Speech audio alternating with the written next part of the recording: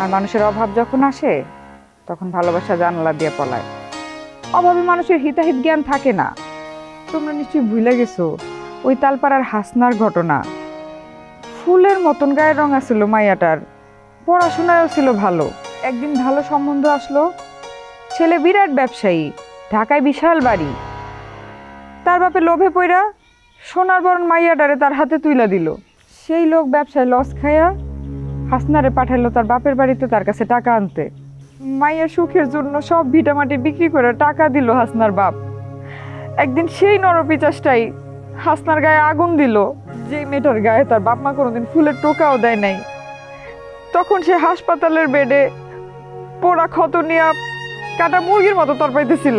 তারপরে একদিন তরপাইতে তরপাইতে সেই ফুলের মতো মাইয়াটা ঝইরা পড়ে।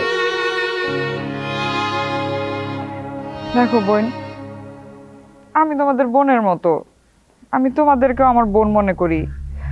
আমি চাই না হাসনার মতো তোমাদের জীবনে এমন কিছু ঘটুক।